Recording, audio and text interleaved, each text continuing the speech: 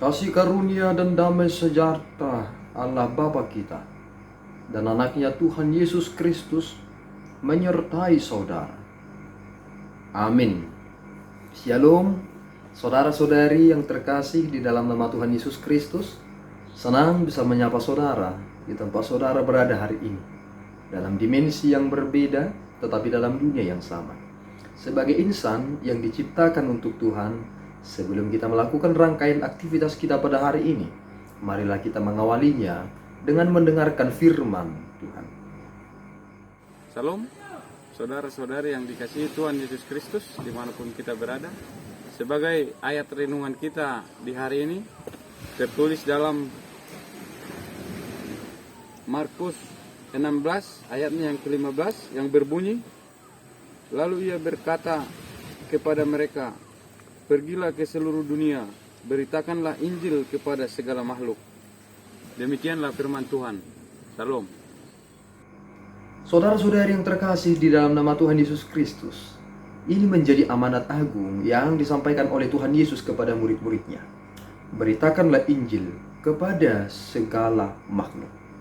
Mengapa pemberitaan Injil menjadi fokus utama dalam pemberitaan?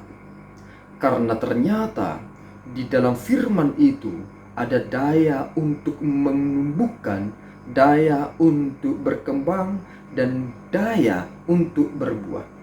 Barang siapa yang dipenuhi oleh firman dan firman itu menjadi hidup di dalam dirinya, maka dia akan bertumbuh dengan baik dan tentu akan melahirkan atau berbuah yang dapat dinikmati oleh orang banyak.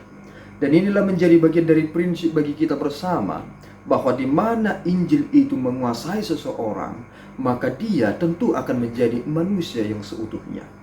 Adakah cara untuk memanusiakan manusia?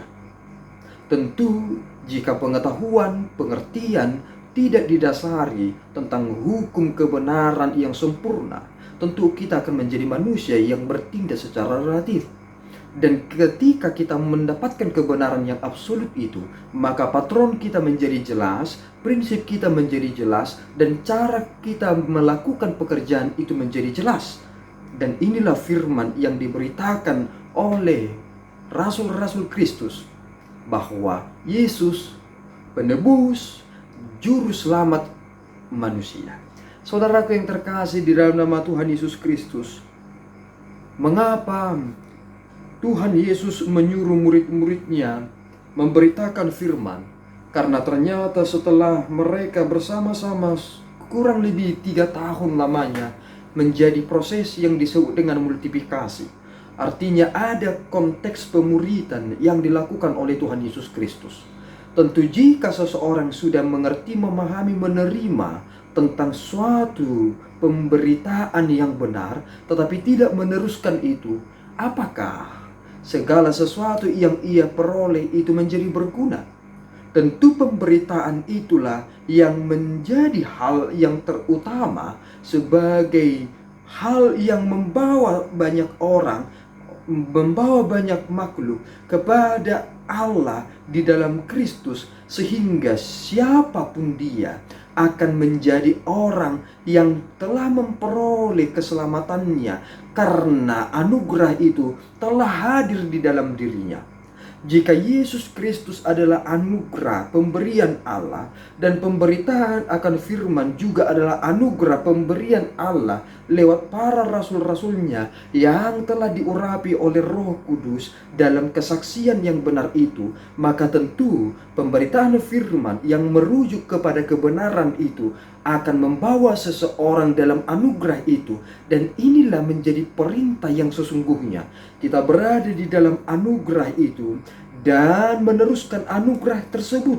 Dan kehidupan di dalam anugerah itu ada satu siklus yang harus kita lakukan, yakni memenangkannya, sehingga jelas sekali kita dilanda anugerah itu, berada di dalam anugerah itu. Tetapi kita harus mengingat satu hal, bahwa ternyata keselamatan itu juga bisa hilang karena kita tidak pernah beres dalam cara hidup di dalam keselamatan yang kita telah peroleh itu.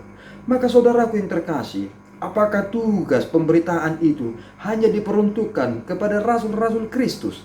Tentu dalam panggilan umum kita adalah rasul-rasul Kristus karena kita adalah pengikut Dia. Meskipun ada panggilan yang bersifat khusus, tetapi prinsip yang terutama dalam kehidupan kita adalah kita sama-sama harus memberitakan Injil kepada segala makhluk. Pergilah ke seluruh dunia, beritakanlah Injil kepada segala makhluk. Oleh karena itu saudaraku, di dalam pekerjaan saudara hari ini, beritakanlah Injil lewat bagaimana pertanggungjawaban saudara yang sungguh-sungguh benar. Itu juga adalah bagian dari berita sukacita yang saudara telah hidupi dalam kehidupan saudara saat ini. Tuhan Yesus memberkati. Kita berdoa.